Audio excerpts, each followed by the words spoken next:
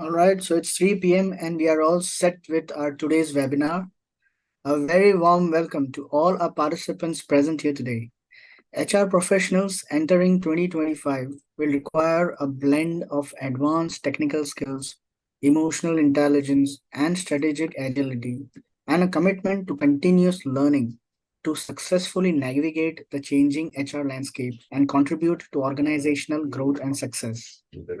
HR Association of India welcomes you all to the 2023 Dialogue Masterclass series on the topic Skill Set of the Future for HR Succeeding in 2025 and Beyond. To know more about HRA and its events, I would request all the participants to visit the link and details posted in the chat.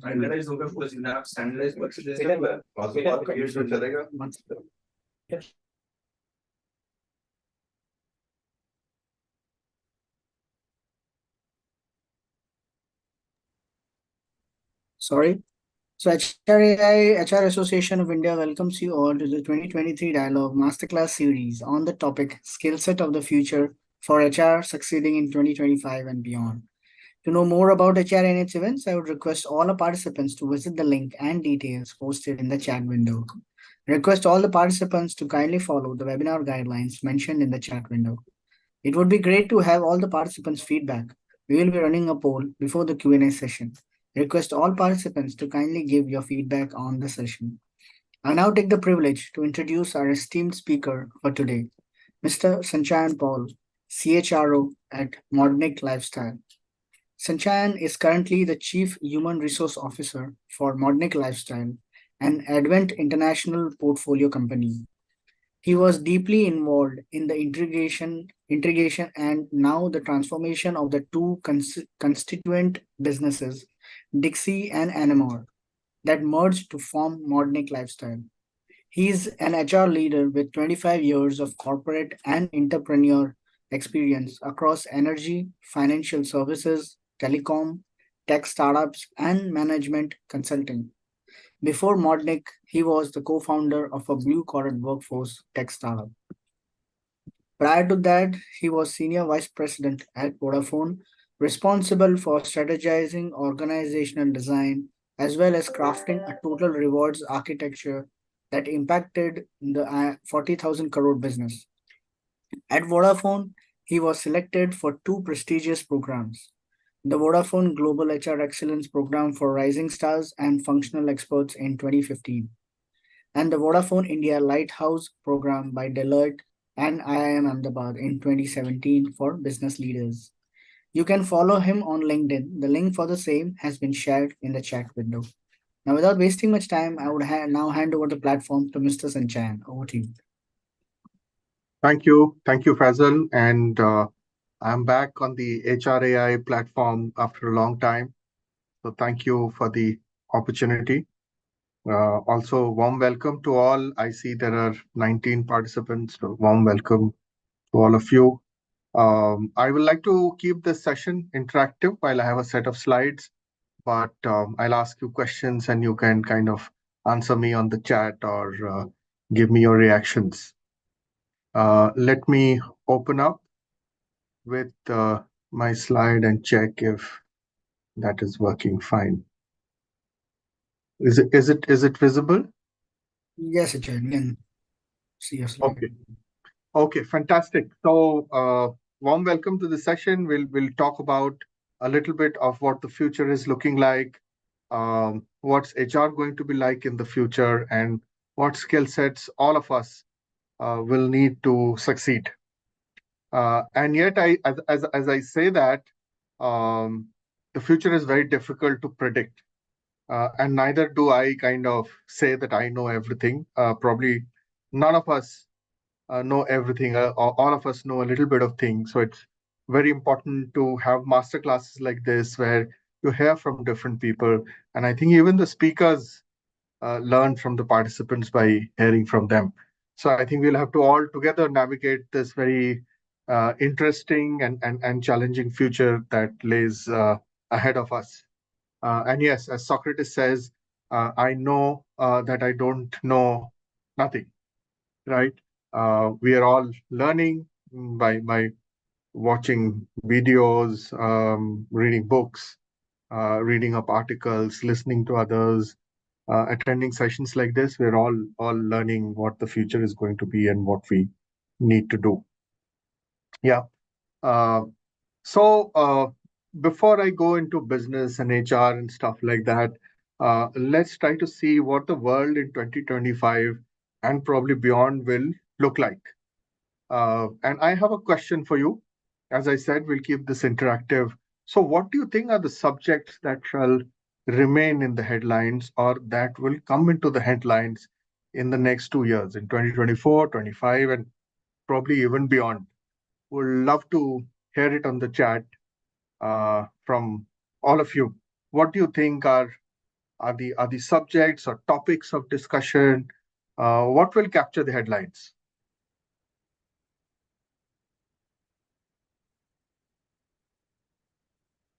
You can put it in the meeting group chat. That will also help me know that all of you are able to hear me and see my presentation.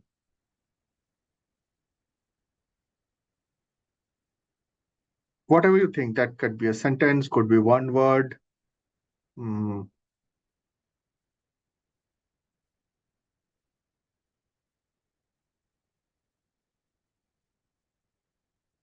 no one who wants to say what's coming up in 2024 and 25, or what are the things that are coming up?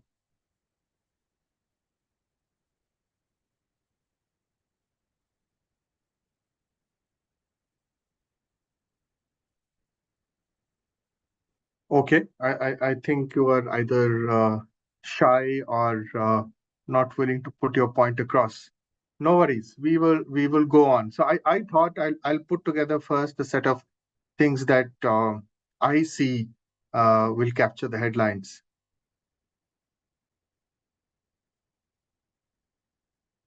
Okay, the first one, I think the whole uncertainty around economics, right?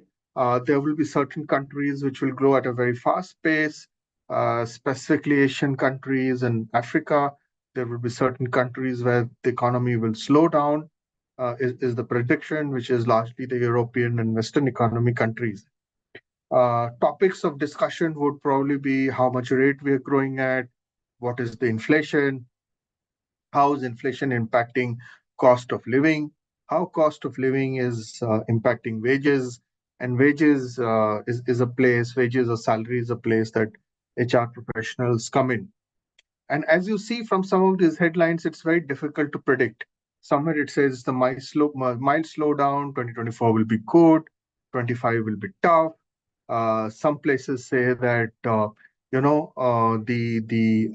recessionist kind of feeling will, or the cooling off period will persist for a longer period of time. But I think important things to understand for HR folks is things around what's the cost of living, what's inflation in different countries, especially if you have a global workforce, specifically in IT, etc. And how is that impacting wages, even in India?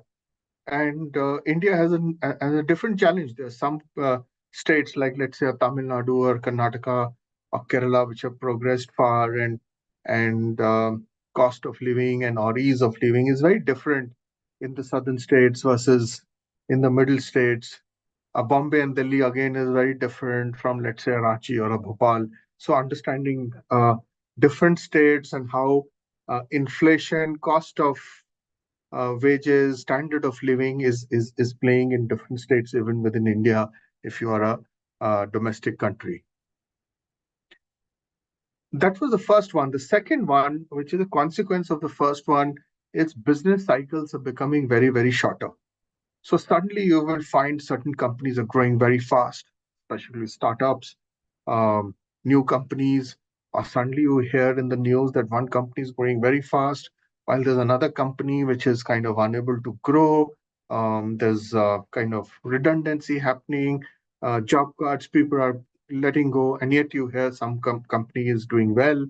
And suddenly a company which was doing well suddenly drops down, and a company which was not doing well peaks up. These kind of news of peaks and troughs was very rare earlier.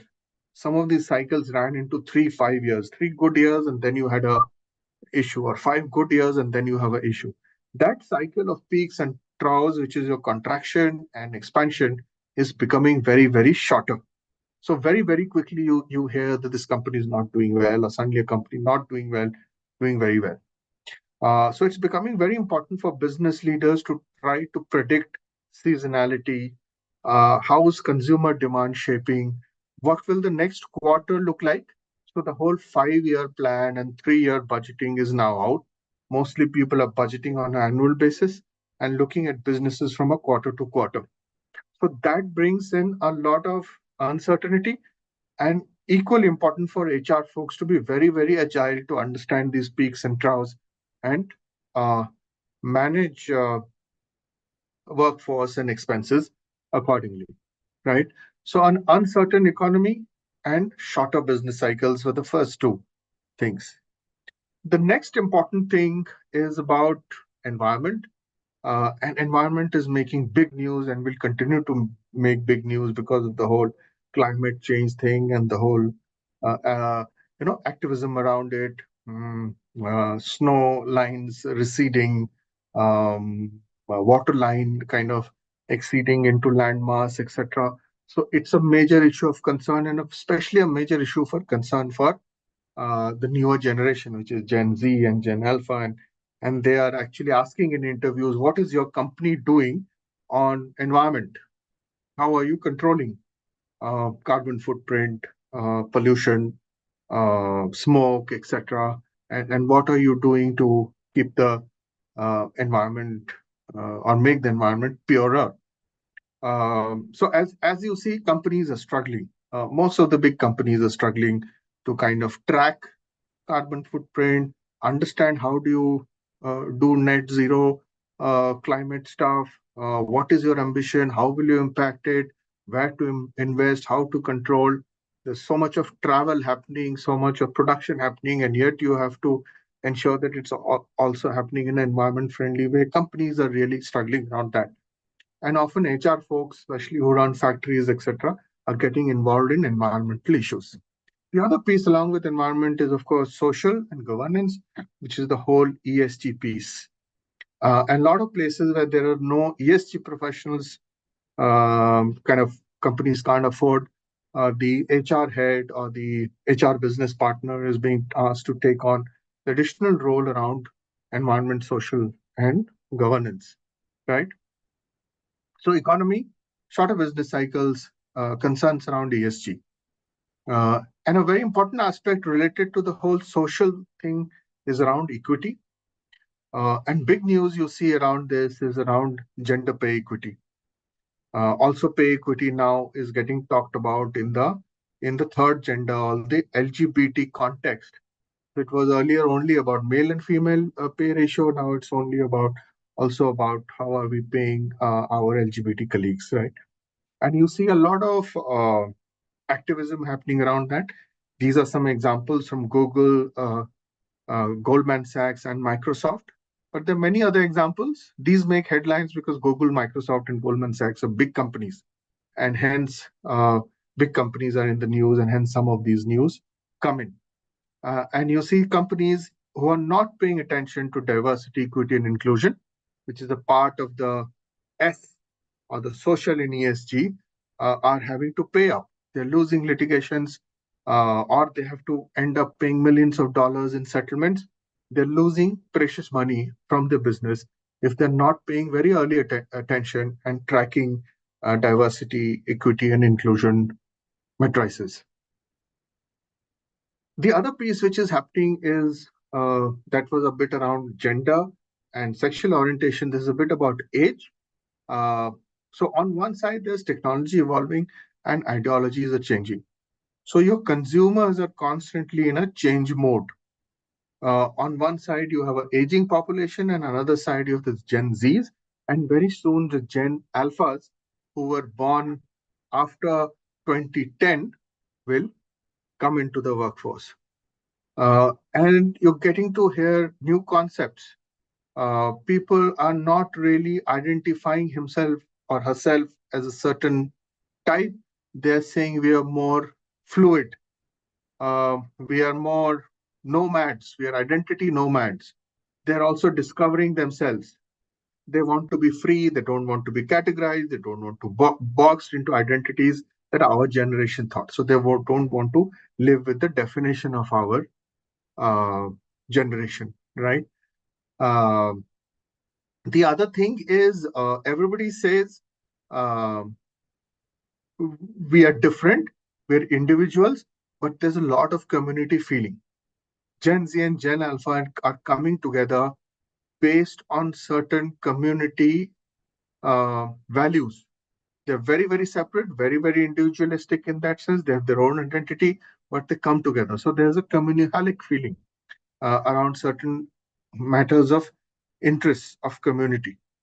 So the consumer is changing. And as the new gen comes in and new technology comes in, so your consumers are experiencing your products or your services in a very different way. And as you see, there's a girl wearing a headset. The girl probably sitting somewhere else is experiencing a certain product in a virtual sense and not in a physical sense. So a lot of people and consumers will start experiencing products which are actually products getting sold in a virtual manner. Similarly, employees will start experiencing companies in a very virtual manner, probably not based in an office, but they will actually start experiencing uh, in an artificial reality way what's happening in that company and start interacting even more digitally than they're doing now. Okay. I'll take a stop check now and want to see anything that the group has to say.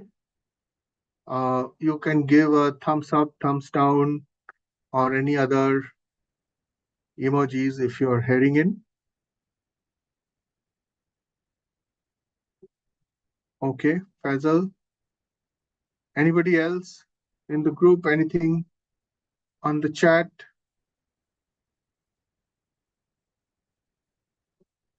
Okay, let me go to the next slide and ask you a question. How many of you have seen this movie called The Intern?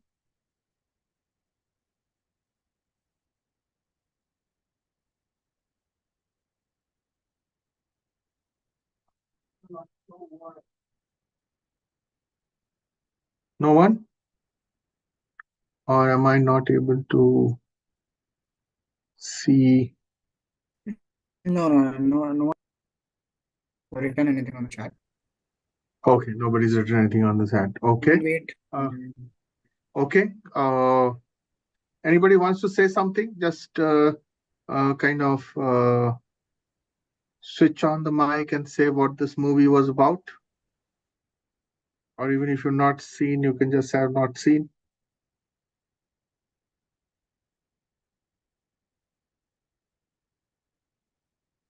Okay, no reactions. Okay, so this was a movie, starring Robert De Niro and Anne Hathaway, and here was a person who was a post-retirement stage, probably in late 60s, 70s, who joins this company as an intern and brings his skill sets and experience. And this is set to happen more often because what is happening is, the economy says that 10% of the world will be 65 years or over. And because of good medical facilities, etc., and right medicines available, many of us who will cross probably 65 or 70 will be in good health, very active, and would have a lot to contribute in terms of experience and skills back to organizations. So that will be a very interesting mix of Gen Z and Gen Alpha, and those who are probably the the millennials or Gen X who would also join in. This would also mean that there will be health spend, and companies probably will also have to look at their insurance policies and how they're taking care of the health and well-being of the older generation as the older generation joins the workforce. And this is actually from the World Ahead 2024 the annual edition that The Economist brings out. Okay, so to summarize, what is changing? Everything is fluid, constantly transforming and evolving as well. The environment is changing, which we saw, because there's meltdown and so on and so forth, of ice and very disturbed patterns of climate. Suddenly there's rain, suddenly some places experience a lot of heat, etc. The economy, uncertain. Some states, some countries growing, others degrowing in recession. Enterprises going through shorter business cycles, dealing with different generational workforce, dealing with issues about equity, diversity, ESG. And of course, people are changing because they're using a technology a lot, they're going digital, age patterns and demographics are changing, choices are changing. People have more options to make choices from today, right? So, four E's which are changing. As four E's change, let me kind of bring up six big subjects, six big work style shifts, and six big mindset shifts that we need to do as HR professionals to deal with what's coming ahead of us in 24, 25, and ahead. So, six big subjects that we need to do, six big work style shifts, and six big mindset shifts. So, 18 things is what I'm going to talk about. So, let's move into the big subjects. Economics. I think it's very important for HR folks to understand the basic of economics. Startups are talking about unit economics, manufacturing companies talk about cost of goods sold, gross margin, EBITDA. So I think it's very important for HR folks to understand what is the unit economics, how it is changing, what are the levers of cost. If I spend 1 rupee on my talent, on my human resource, what is the upside in terms of revenue that it will generate? Also trying to understand inflation, GDP growth, impact of GDP and inflation on wages, what has been the trend of wages. And these are very important also to understand because a lot of you may also negotiate with unions. And unions come with their own data and economics of how cost of living is increasing and that is impacting their net pay or real wages. Next, of course, is data and analytics. That's becoming very, very important. There are a lot of programs, courses happening. People are talking about this.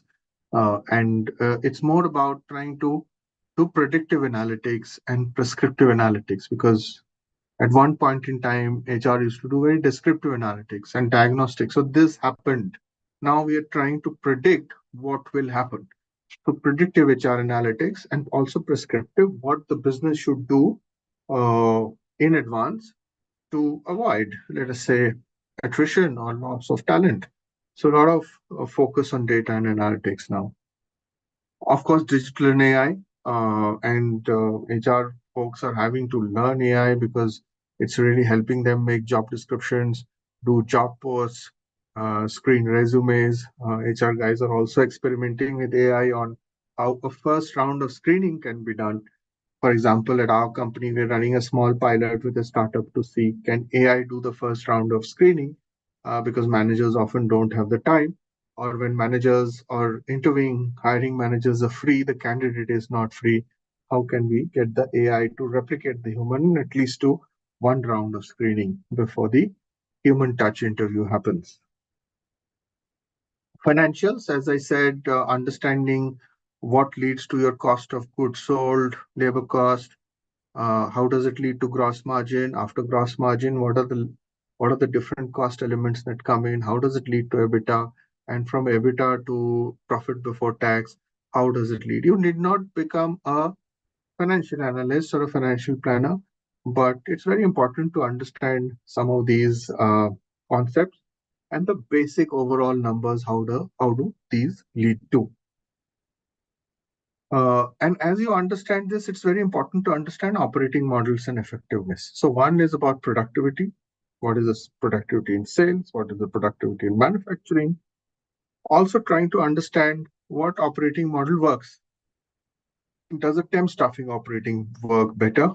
Does a outsourced organization work better? Which parts of the organization will work better in outsourced model? Which businesses or lines will work better in an in-sourced model? And is there a hybrid model? What is the cost of outsourcing? What is the cost of keeping things in-house? Do you do recruitment through outsourcing through consultants, or do you hire your own team? So I think these kind of understanding of operating models and how digitization is getting used to change operating models or experiment with new things is very important to understand. ESG we spoke about, so it's very important to understand that, and the UN Sustainable Development Goals, because a lot of them are related to subjects of people and subjects of HR. So six big subjects: economics, basic economics, data and analytics, um, understanding the digital landscape, knowing basics of AI, how to leverage things like ChatGPT for easing up your work and using technology as a co-pilot.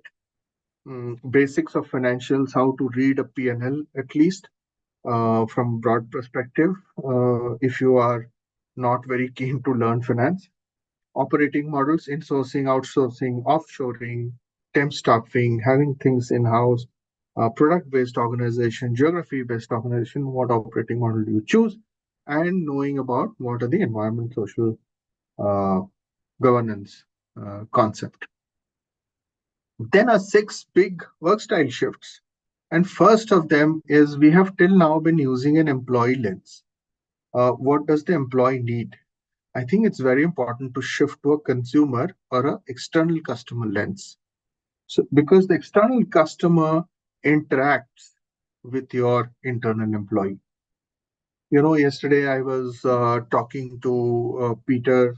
I wanted to talk to him, Peter from HRAI, who works with Signex, and he said he's on a client call, which means that HR guys are exceedingly interfacing with external clients, right?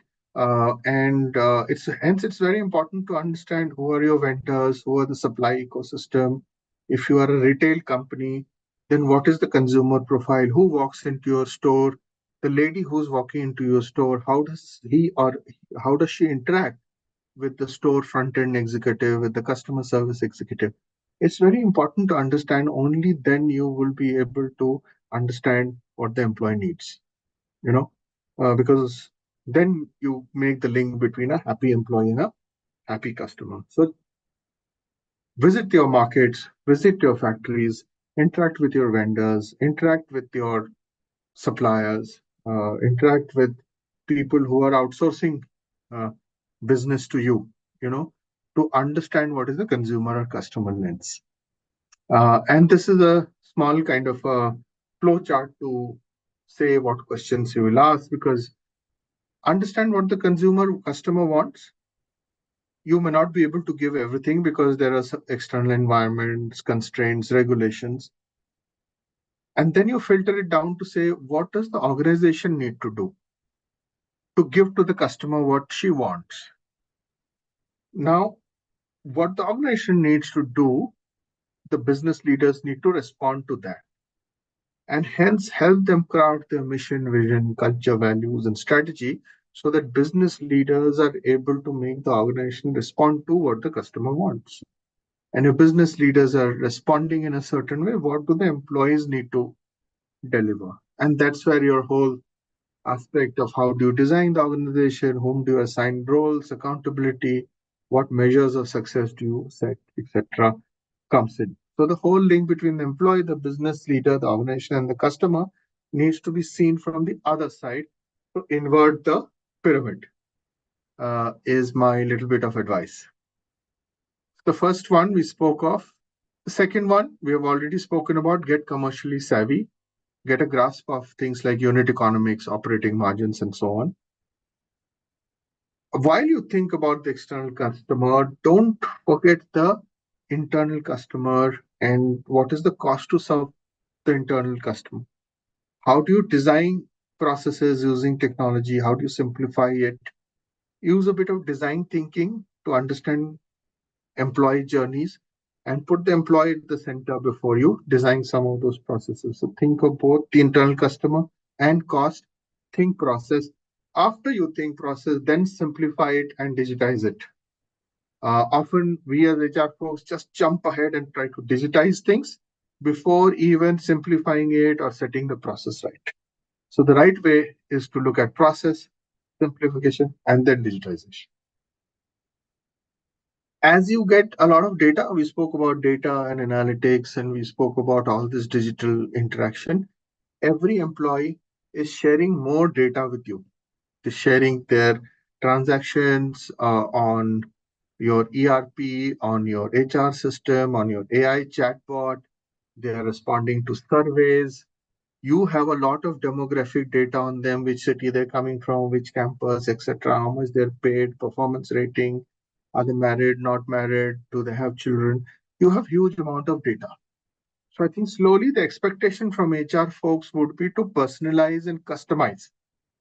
Earlier, at least 5, 6 years back, or even 8 years back, the sample size for HR was the whole employee base. So if you had 800 employees, your N or sample size was 800. If you had 8,000 employees, your sample size was 8,000. Your policies, benefits, and HR programs were designed for 800 or 8,000 people. Slowly, as you get more data and more insights into who your employees are, so there could be a single mother, there could be a couple supporting old age parents, there could be a new mother or a recently married couple, or a Gen Z who's come into your workforce, or somebody who's 65 years and past retirement but working as a contractor with you, like in that movie, The Intern.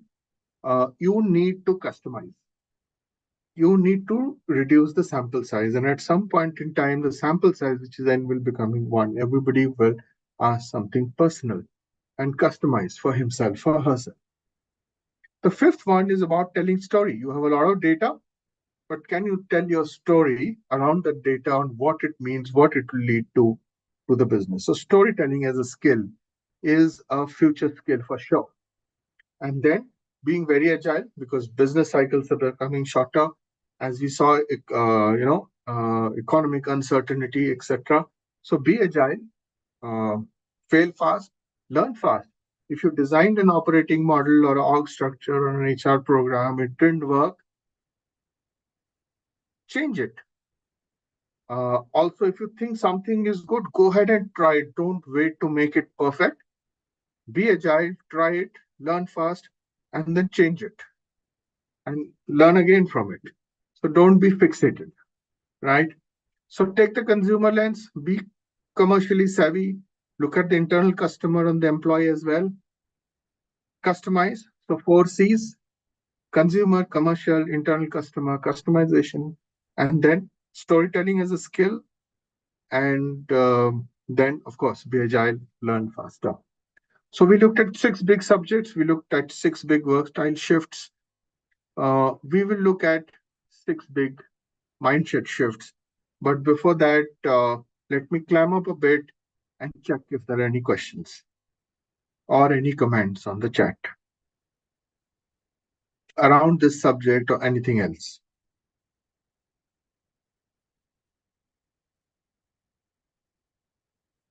I request the participants to please post if you have any comments or questions with respect to anything that you all have heard till now.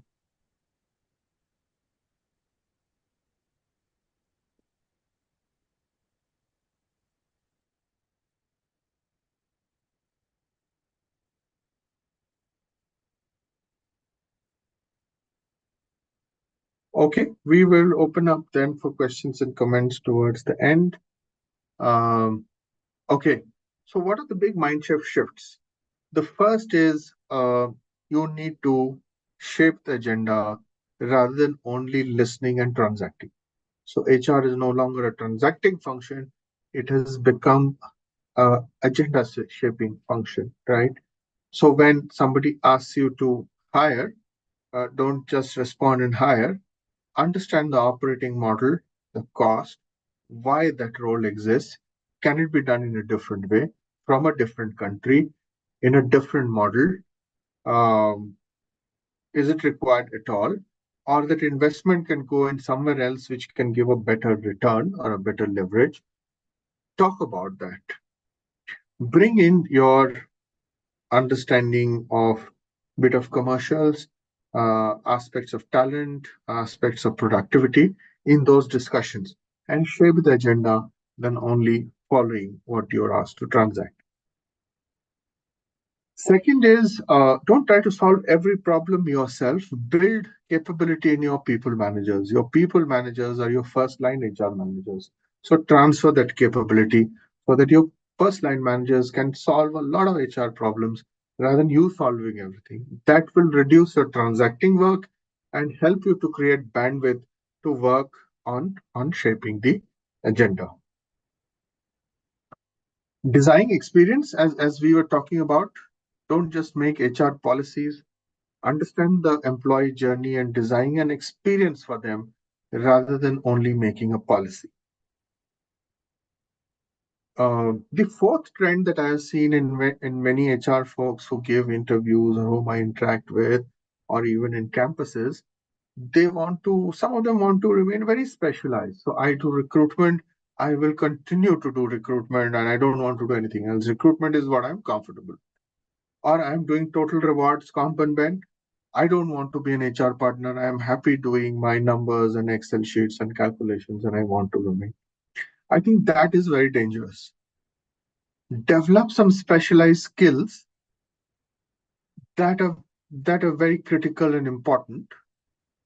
For example, compensation designing is a very specialized skill, or talent assessment is a very specialized skill.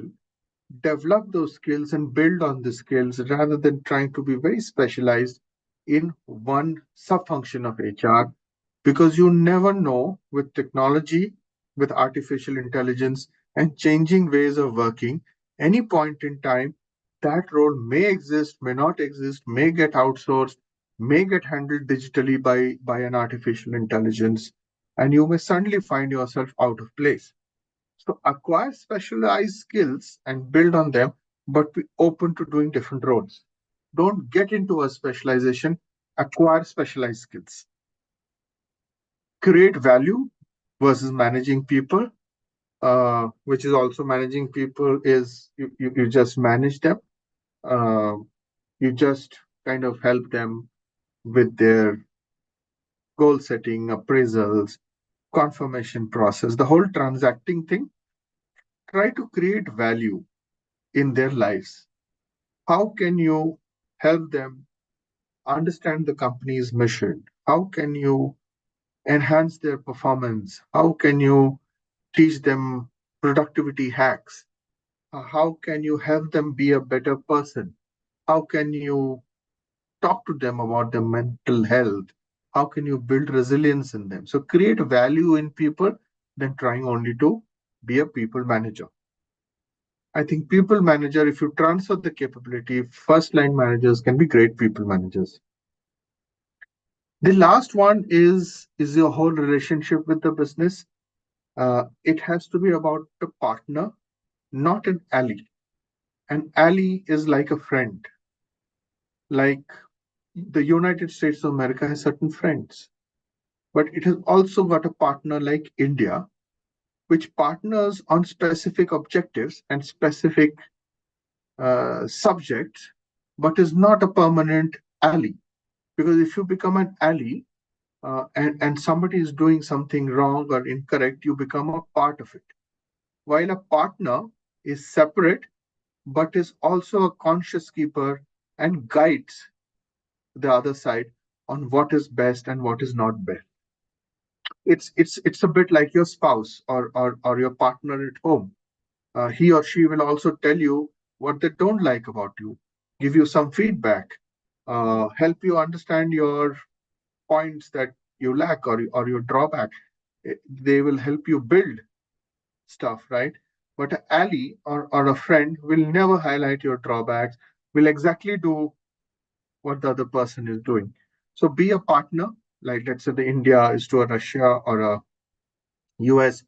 Don't be an ally, because when you become an ally, you sometimes may get into doing the wrong things and may never have the courage to highlight or be the conscious keeper and tell what's happening is wrong, right? So shape the agenda, transfer capability to the line manager for them to become the first line HR manager, design experiences for your employees, build specialized skills that will last long, create value in people's life, make them become better humans, and partner, don't become a friend. Yeah. And as you do this, I come to my last slide and three important things as you kind of become a transformational HR professional versus a transactional HR professional. One is you have to play the Trinity roles. Uh, what's the Trinity? Is about Brahma, Vishnu, Shiv. So as Brahma, sometimes you have to create or innovate. You have to bring in a new HR program or draft a new learning and development plan. But you should also be like Shiva. What is not working, you need to destroy it, creatively destroy it, challenge it. Be the person who challenges the status quo and destroys things which are wrong. Also, you have to play the role of Vishnu, because Vishnu is the strategist, is the manager, is the executioner. He maintains peace and balance. So I think HR roles are becoming very difficult because you have to be all three. You have to create a few things, you have to destroy, creatively destroy a few things, and yet maintain, right? So Brahma, Vishnu, Shiva, that's a framework that you can use. Second thing is you have to develop a lot of resilience. And I think during COVID times, the HR fraternity really demonstrated resilience because there were things going on in our families. And yet we were answering people's calls and phones around medicines and hospitalization and oximeter and oxygen cylinders and so many things. I think the HR community has really developed a lot of resilience. You need to also find resilience against different things. And this is a nice Harvard Business Review article that you can check out on the net by Rob Ross and Karen Dillon on resilience. And there are different types of resilience. Sometimes you can use humor to handle stress. Sometimes politics is happening in the organization, and how do you develop connections in the organization to manage those politics? To how do you make join forces with others to push things back? How do you create a vision, perspective, etc.? It is very important in this whole thing. And one of the things that I was noting down is that when there are setbacks, challenges, when there are multiple stakeholders, you sometimes just want to give it up. It's too much. So I think our own resilience building is very important. And lastly is about empathy. We may talk about becoming commercially savvy, knowing what is gross margin, what is profit, EBITDA, and data analytics, all that we are doing. But at the end of the day, we are human managers or leaders of the people function. So practicing empathy. And there's a nice YouTube video. It's free. You can go on YouTube and search for Empathy by Bene Brown. Bene Brown is an author and she talks about empathy, etc. And if Faisal wants, Faisal can send you some of these links of this HBR article and the empathy YouTube. You can put it in the comments in LinkedIn or YouTube. I'll also try to do that when you do the post. But empathy helps you build trust, helps you collaborate. So here you see a fox who's going through a problem, and a bear has come and expressing empathy. The bear has sat down, knelt down, and he's become the size of the fox because he has to relate to that person. So you can't talk from top. You have to come down and make eye contact and talk with the person. You can't talk, I'm the CHRO, HR head, HRBP, senior vice president, and stuff like that, right? Uh, Empathy will really help build trust, collaboration, and high performance. Do watch this video because it is so nicely explained. I can't explain it here. So build resilience in yourself, show empathy to others, and see how you can use this framework of Brahma, Vishnu, Shiva to destroy, maintain, and create. Uh, yeah, that's all from me. I will now actually take off the slide with Faisal's permission and open up to hear from you, things you liked, didn't like, if you agree, disagree. If you have points to add on, I would love to hear that, because then that improves my learning as well, and others also on the call. So before we move to a Q&A session, we would like to kick off a poll and encourage all the participants to kindly provide their feedback.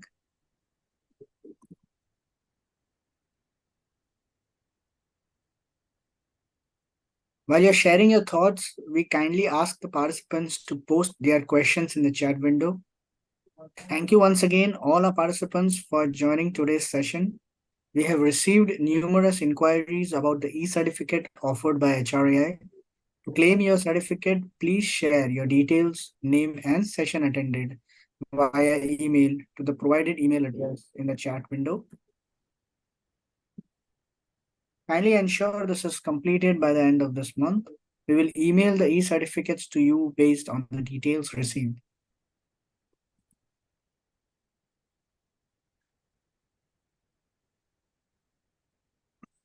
Mr. Sanchan, we have received some of the questions from our registrations. I would just like to call that upon. Sure. I'm also trying to share the link on the chat. Just a second. I'm trying to find where the chat is.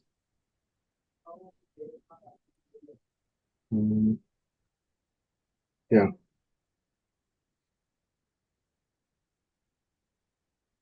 I think this is the empathy video.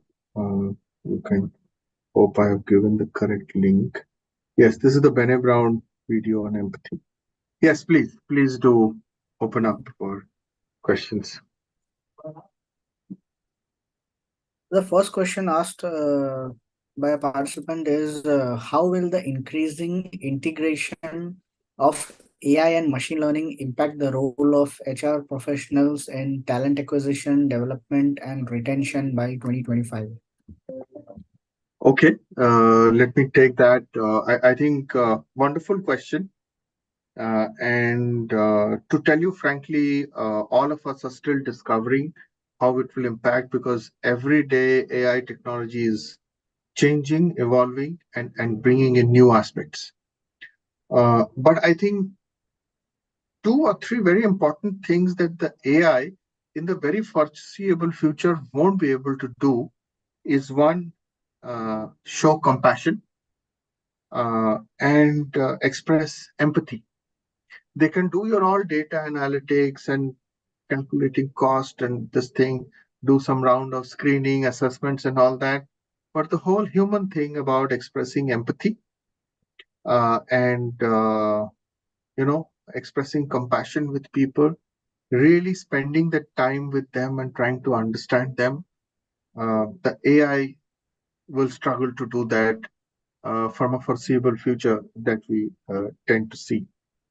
I think also the other part is AI will behave in the way that data is getting fed. So AI can bring in a lot of biases as well. It can be pro a certain gender, against a certain gender, depending on who's feeding it. It could be very leftist or rightist. I think we as HR folks will need to bring in that balance and understand and see what is happening there, specifically from a diversity, inclusion, equity perspective. Also, there could be some people, specifically in the blue collar segment, in manufacturing, lower down the order, who are not very savvy with responding to some of these. Because most of the AI models are also built around English and not on Hindi languages. So I think we will have to be very careful about that as well. And the whole thing about talking in the language of the employee, not that, let's say, only Kannadiga or Assamese or Bengali or something like that, but in the real language and dialect of the employee is going to be very important. I think from what I've heard, and I was talking at a campus on the subject of AI, most campus students were asking questions, will my interview be taken by AI? They're very apprehensive. They feel the AI is fed in a certain way, and so much of hard work they have put in. And I was in IIM Vizag. So much of hard work, 2 years after, and most of them are BTechs and engineers. So much hard work they have put in, and one AI will suddenly decide what their future is. So the humans are also worried. They don't really want an AI to come in front of them.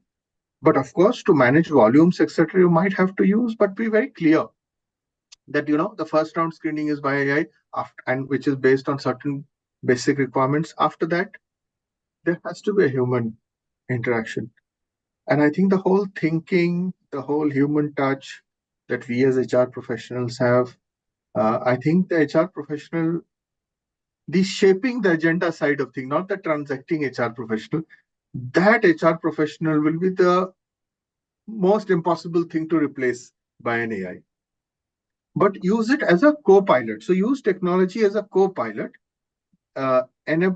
Use it as a partner to do your work well. And the more you use technology to do your work, you will become even more impossible to replace because you have become more productive by using AI as a co-pilot. Thank you, Mr. Sanchan. You have provided a fantastic perspective on this topic. Thank you for your input.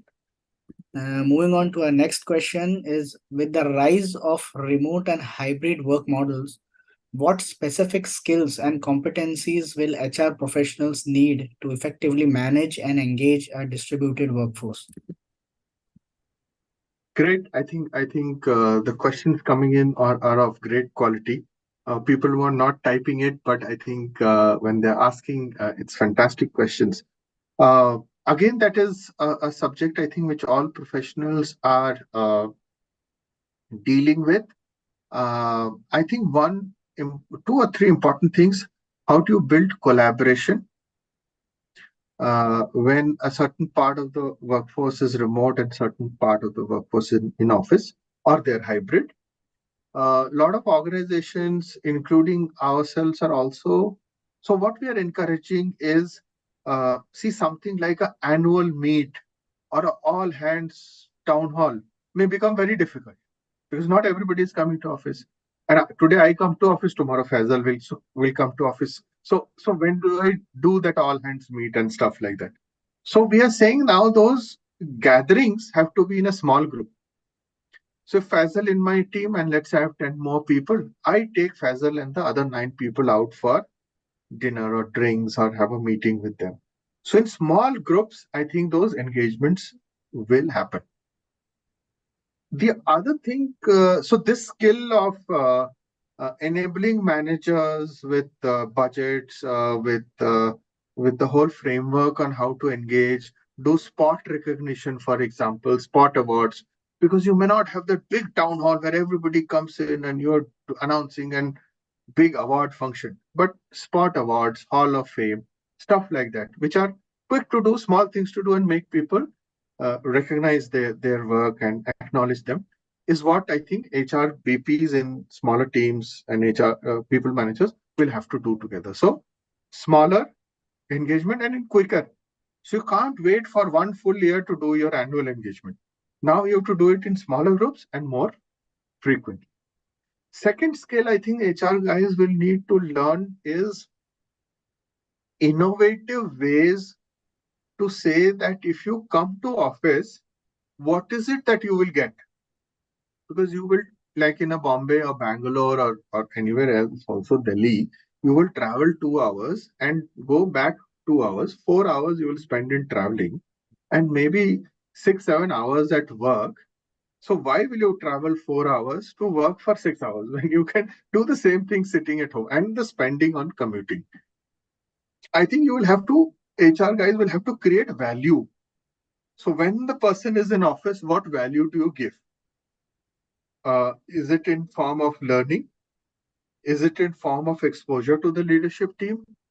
Is it form of some team project that you will work on? So how do you create value for people when they're in office? Maybe that will encourage them to come in office.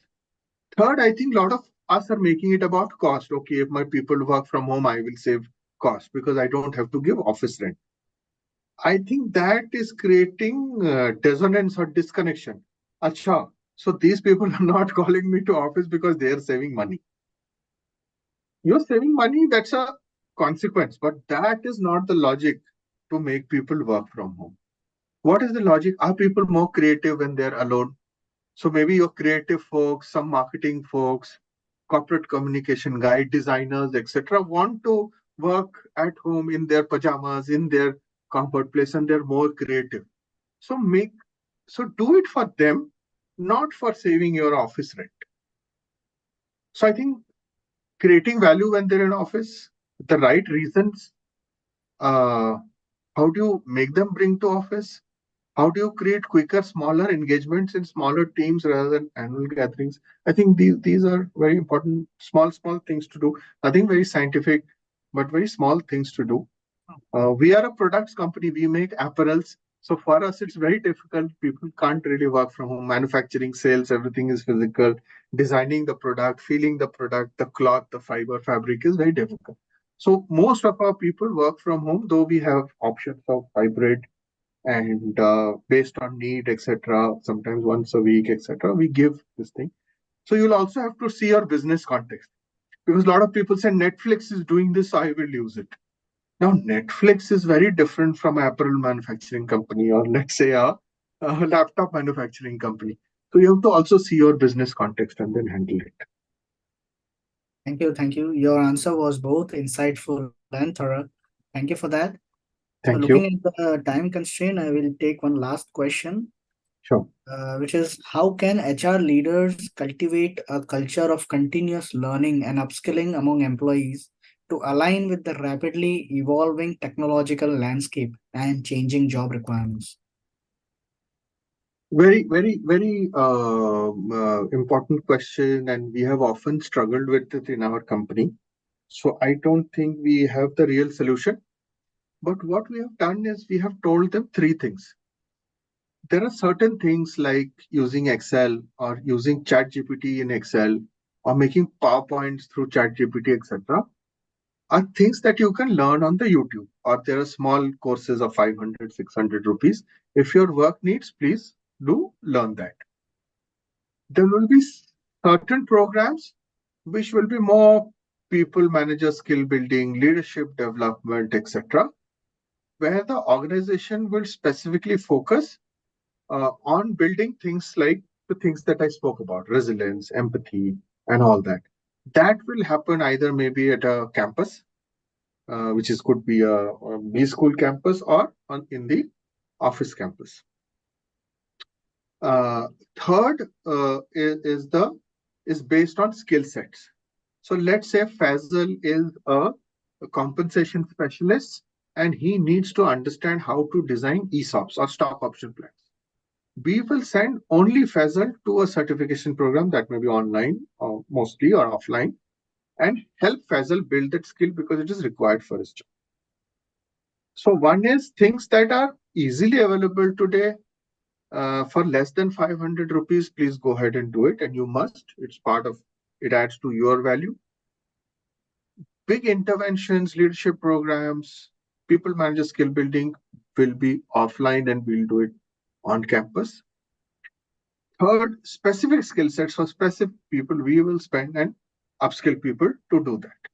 And this skill, for example, of designing stock option plan is a skill for life for Faisal. So I'm not just helping him do his current job better, it is for his future because stock option based pay will be there in many companies and probably in all companies.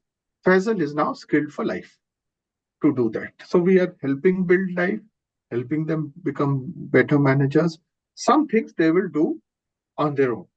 So if you say, I want to learn Excel skills or I want to learn how to speak Tamil, for example, because my factories are in Tamil, those we encourage that you take a private tutor or learn it for Duolingo or from YouTube. So that's been our strategy. We don't know right or wrong, but that's what we have followed till now. Thank you, Mr. Sanjayan, for answering all our questions so beautifully. Thank you. It has been a pleasure being with you today. I'm sure our participants had a lot to learn and take away from this session. Before we conclude with today's session, we would also want to thank the association members Geisha, NASCOM COE, LinkedIn Local, Talgro, TLE, and WICCI for supporting these HRAI events. To know more about these associations, request you to kindly visit the links provided in the chat window. Thank you once again, dear speaker and our participants, for joining us today. Do join us for our next masterclass tomorrow by Harini Srinivasan on the topic The Secret Code to a Disruptive Mindset. That's it from our today's webinar. See you Thank soon. you. Stay Thank safe. you. Thank you Take so care and much, bye. Faisal. And Thank thank you you to so much. all 24 participants. Thank you. Thank you. Thank you. Take care. Bye bye. Bye.